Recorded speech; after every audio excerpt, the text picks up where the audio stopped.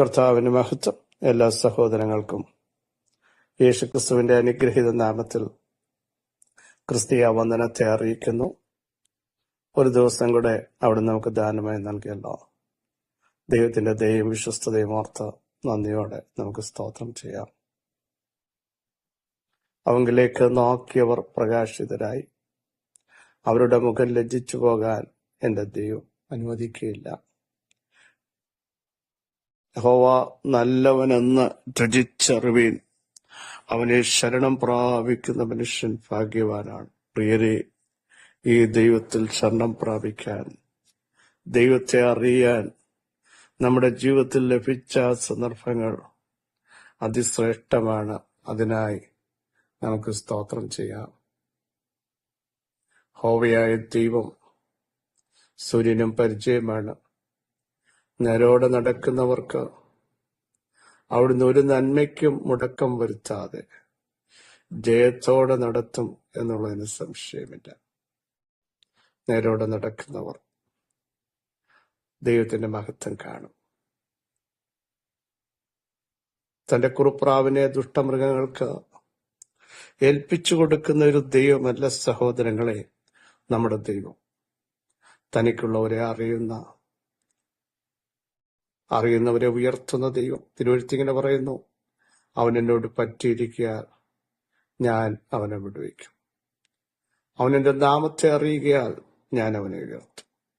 പറ്റിയിരിക്കുന്നവരെ വിടുവിക്കുന്ന, അറിയുന്നവരെ ഉയർത്തുന്ന ദൈവത്തിന് നന്ദി നിറഞ്ഞ ഹൃദയത്തോടെ സ്തോത്രം ചെയ്യാം. യഹോവ തന്റെ ജനത്തെ കാണുക മാത്രമല്ല, അറിയുക മാത്രമല്ല, ഇറങ്ങി വരുന്ന ഒരു ദൈവം.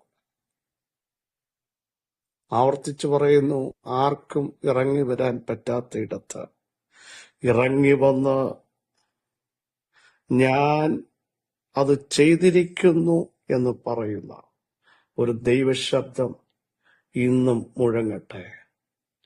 അവിടുന്ന് സർവശക്തനായ ദൈവമാണ്. ആഴി കണ്ട് ജനം ഭയപ്പെട്ടപ്പോ മുൻപോട്ട് പോകാൻ പറഞ്ഞ നമ്മുടെ ദൈവം മാത്രമാണ്. മറ്റാർക്കും ഒന്നും ചെയ്യാൻ പറ്റാത്ത ഇടത്ത് പരാജയമെന്ന് ചിന്തിക്കുന്ന വിഷയങ്ങളുടെ മേൽ ഇന്ന് പ്രഭാതത്തിലും വീര്യം പ്രവർത്തിക്കാൻ കഴിവുള്ള ഉന്നതനായ ദൈവത്തിന്റെ സാന്നിധ്യം വെളിപ്പെടുത്താൻ നമുക്ക് പ്രാർത്ഥിക്കാം. യഹോവയെങ്കിലെ സന്തോഷം നമ്മുടെ ബലമായി എപ്പോഴും ഉണ്ടാവട്ടെ. ഓരോരുത്തന്മാർ പറയുന്നത് പോലെ ദൈവം നമ്മുടെ സങ്കേതമാണ്, നമ്മുടെ ബലമാണ്. ബലം ക്ഷയിക്കുമ്പോൾ, ക്ഷണിച്ചു പോകുമ്പോൾ ബലമായി ദൈവം ഇറങ്ങി വരും. അടുത്ത ഭാഗം ശ്രദ്ധിക്കൂ.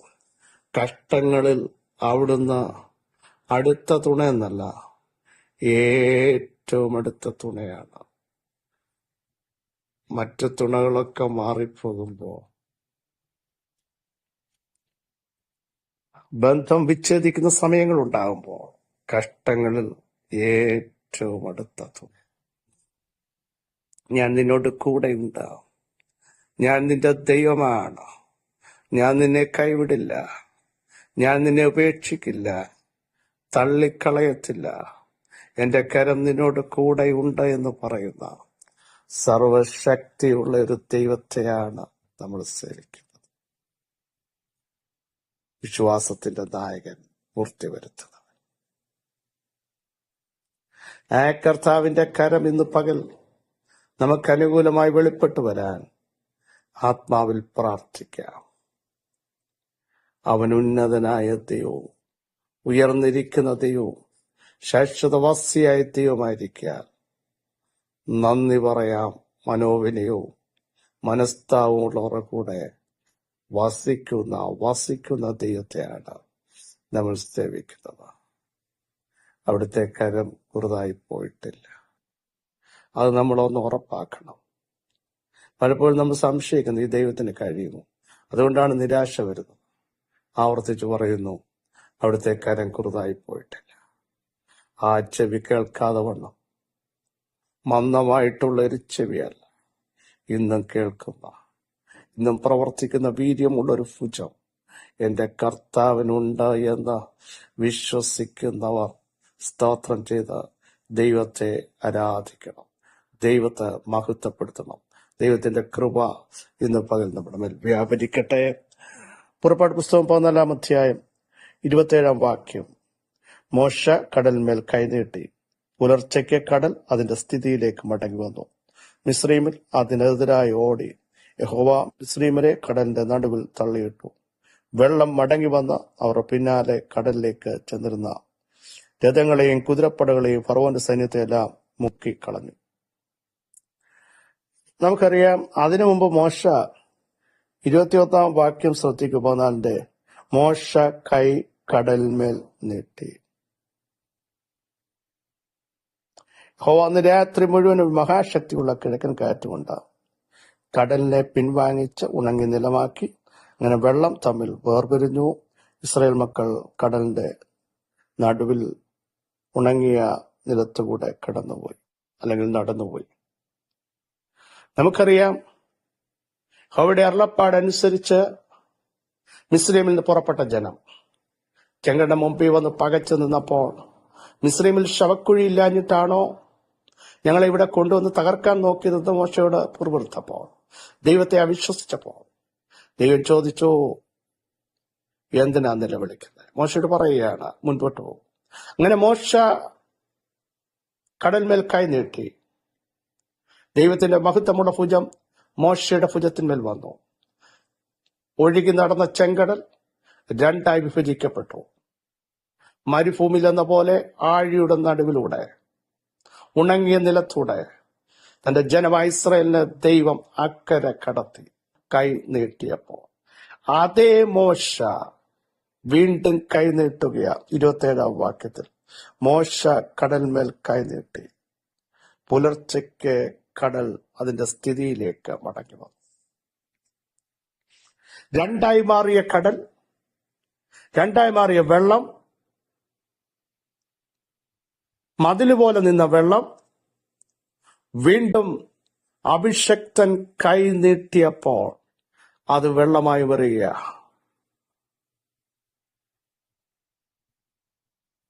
മതിലായി നിന്നത് വെള്ളമായി മാറുകയാണ്. ഏലിയ പ്രാർത്ഥിച്ചൊറ്റ പ്രാർത്ഥനയിൽ ആകാശത്തിന്റെ ഡോർ ദൈവം 3.5 വർഷം അടച്ചു. അതേ ഭക്തൻ കർമ്മേലിൽ പ്രാർത്ഥിച്ചപ്പോൾ അടച്ച ഡോർ ദൈവം തുറന്നു കൊടുത്തു. ഇതാണ് അധികാരത്തിന്റെ ശക്തി. എനിക്കിന്ന് പകൽ പറയാനുള്ള ദൂത്, അഭിഷക്തനായ മോശ 2ാമത് കൈ നീട്ടിയപ്പോൾ വിഭജിക്കപ്പെട്ടത് വീണ്ടും കൂട്ടിയോജിച്ചു. എന്തിനാണെന്നറിയാമോ? നിനക്കെതിരെ നിൽക്കുന്ന ശക്തികൾ ദൈവം നിനക്ക് വേണ്ടി ഒരുക്കിയ വഴിയിലൂടെ കടന്നു വരുന്നത് കണ്ടപ്പോ ദൈവം പറഞ്ഞു, നീട്ടിയ ഭുജം വീണ്ടും നീട്ടുക. നിനക്കെതിരെ നിൽക്കുന്ന ശക്തികൾ അതിനകത്ത് മുങ്ങാൻ പോകുകയാ. പ്രിയ സഹോദരങ്ങളെ, പ്രാർത്ഥിക്കുന്നവർ എഴുന്നേൽക്കട്ടെ, അഭിഷേകമുള്ളവർ എഴുന്നേൽക്കട്ടെ, ആത്മനിയോഗമുള്ളവർ എഴുന്നേൽക്കട്ടെ. കരങ്ങൾ ഉയർത്തിച്ചിരുന്ന് വിളിച്ചു പറ, നിങ്ങൾക്കെതിരെ നിൽക്കുന്ന ചില ചെങ്കടലുകൾ മാറും, നിങ്ങളെ അക്കരെ കടത്തും. പക്ഷേ വീണ്ടും അതേ കരങ്ങൾ ഉയർത്തി ആത്മാവിൽ കമാൻഡ് ചെയ്യൂ. വിഭജിക്കപ്പെട്ടത് വന്ന് മൂടാൻ പോകുകയാ. രഥവുമായി 600 ഇരുമ്പ് രഥവുമായി തകർത്തുകളയാൻ വന്ന, ശക്തി കാണിക്കാൻ വന്ന, പിടിച്ചടക്കാൻ വന്ന, കൊള്ള പങ്കിടാൻ വന്ന, വന്നിടത്തുകൊണ്ട് തളയ്ക്കുമെന്ന് ആക്രോശിച്ചു വന്ന ശക്തികളെല്ലാം അതേ ചെങ്കടൽ മോശ കൈ നീട്ടിയപ്പോൾ മുങ്ങിപ്പോയെങ്കിൽ ഇന്ന് പകൽ പരിശുദ്ധാത്മാ നിയോഗത്തോടെ വിളിച്ചു പറയുന്നു, പ്രാർത്ഥിക്കുന്നവന് വേണ്ടി, ആരാധിക്കുന്നവന് വേണ്ടി, മുട്ടിന്മേൽ നിൽക്കുന്നവന് വേണ്ടി, ഉയരത്തിലേക്ക് നോക്കുന്നവന് വേണ്ടി ദൈവം തുറക്കുന്ന വഴിക്ക് ഒരശുദ്ധനും പ്രവേശനമില്ല. തന്റെ ജനത്തിനു വേണ്ടി, പ്രാർത്ഥിക്കുന്നവന് വേണ്ടി മാത്രം തുറക്കുന്ന വഴിയാണ്. ആത്മാവിൽ കൽപ്പിക്കപ്പെടട്ടെ. ദൈവം ചില ഡോർ ഓപ്പൺ ചെയ്യുന്നത് ശത്രുവിന് വന്ന് പിടിക്കാനല്ല, പിടിച്ചു മാറ്റാനല്ല, ശത്രുവിന്റെ ഇഷ്ടത്തിന് ഏൽപ്പിച്ചു കൊടുക്കുന്ന ഒരു ദൈവമല്ല. പ്രാർത്ഥിക്കുന്നവൻ കരമുയർത്തി സ്തോത്രം ചെയ്യുമെങ്കിൽ ചില ശക്തികൾ നിനക്കെതിരെ നിൽക്കുന്നതിനെ മുക്കിക്കളയുന്ന ദൈവ സാന്നിധ്യം നിന്റെ ശരീരത്തിനെതിരെ, നിന്റെ കുടുംബത്തിനെതിരെ, നിന്റെ അവകാശത്തിലേക്ക് കടന്നു കയറാൻ നിൽക്കുന്ന, പിടിക്കുവാൻ, പിന്തുടർന്ന്, തളയ്ക്കുവാൻ നിൽക്കുന്ന ശക്തികളെ ഇന്നു പകൽ മുക്കിക്കളയാൻ പ്രാർത്ഥിക്കുന്നവർ കരമുയർത്തട്ടെ. ആത്മാവിൽ സ്തോത്രം ചെയ്യട്ടെ. ചില വഴികളെ ദൈവം, തന്റെ ജനത്തിനെതിരെ നിൽക്കുന്നവന്റെ വഴികളെ ദൈവം അടയ്ക്കുമ്പോൾ നിനക്ക് വേണ്ടി തുറന്ന പാത നിനക്ക് വേണ്ടി മാത്രമുള്ളതാണെന്ന് പരിശുദ്ധാത്മാവ് ഇന്നു പകൽ ശക്തമായി ദൂതറിയിക്കുന്നു. അന്യഭാഷയിൽ സ്തോത്രം ചെയ്യാൻ, ദൈവത്തെ മഹത്വപ്പെടുത്താൻ ജനം തയ്യാറാകുമെങ്കിൽ അസാധാരണമായ ചില ദൈവപ്രവർത്തി ഇന്നലെ തുറന്ന ഇടത്ത് നീ അക്കരെ കടക്കുമ്പോൾ അതിന്റെ പിന്നാലെ വരുന്ന ശക്തികളെ മുക്കിക്കളയുന്ന ഒരു ദൈവപ്രവൃത്തി യേശുവിന്റെ നാമത്തിൽ ഇന്ന് പ്രഭാതത്തിൽ വെളിപ്പെടുകയാണ്. നിങ്ങൾ അനുഭവിക്കേണ്ടതിനെ പിടിച്ചടക്കാൻ നിൽക്കുന്ന ചില ശക്തിയുടെ മേൽ ദൈവസാന്നിധ്യം ഇറങ്ങുന്നു. യേശുവിന്റെ നാമത്തിൽ സ്തോത്രം ചെയ്യൂ. ദൈവത്തിന് മഹത്വം കരേറ്റു. സർവശക്തിയുള്ള ദൈവമേ, ഉന്നതനായ ദൈവമേ, നിങ്ങളുടെ മഹത്വമുള്ള ഭുജം ഞങ്ങളുടെ മേൽ വെളിപ്പെടുമ്പോൾ, ഇതുവരെ നടക്കാത്ത ചില കാര്യങ്ങൾ നടക്കുമ്പോൾ, ശത്രു പറഞ്ഞ് ഞാൻ പിടിക്കും, എനിക്കുള്ളതാണ് എന്റെ അവകാശം എന്ന് പറയുമ്പോൾ, ഇല്ല, ദൈവം തന്റെ ജനത്തിന് വേണ്ടി ഒരുക്കി കൊടുത്ത പാതയായിരിക്കാൻ ദുഷ്ടന് അവകാശമില്ല. ദുഷ്ടന്മാരുടെ ചെങ്കോൽ നീതിമാന്മാരുടെ അവകാശത്തിന്മേൽ കടക്കയില്ലെന്ന് പറഞ്ഞ വാചനത്തിന്റെ ശക്തി ഇന്ന് പകൽ യേശുവിന്റെ നാമത്തിൽ കുടുംബങ്ങളുടെ മേൽ വ്യാപരിക്കുന്നു. ദൈവമക്കളുടെ മേൽ വ്യാപരിക്കുന്നു. ഞങ്ങളുടെ തലമുറകളുടെ മേൽ വ്യാപരിക്കുന്നു. ദൈവസഭയുടെ മേൽ വ്യാപരിക്കുന്നു. ജനം വിടുതൽ പ്രാപിക്കുന്നതിന് സ്തോത്രം. തിരുമഹത്വത്തിന് സ്തോത്രം. യേശുവിൻ നാമത്തിനെ ആമേൻ. ആമേൻ. ക്രിസ്തുവിൽ വാത്സല്യ സഹോദരങ്ങളെ, ധൈര്യത്തോടെ മുമ്പോട്ട് പോകൂ. ദൈവപ്രവൃത്തി ഏറ്റെടുക്കൂ. പരിശുദ്ധാത്മാവ് നിങ്ങളെ ശക്തീകരിക്കാൻ പോകുകയാണ്. ദൈവത്തിന്റെ മഹത്വം ഇറങ്ങാൻ പോകുകയാണ്. അത്ഭുതങ്ങൾ സംഭവിക്കാൻ പോകുന്നു. ഈ വചനങ്ങൾ എല്ലാവരും സഹായിക്കട്ടെ. ക്രിസ്തുവിൽ നിങ്ങളുടെ സഹോദരൻ പ്രചരിപ്പിക്കുക.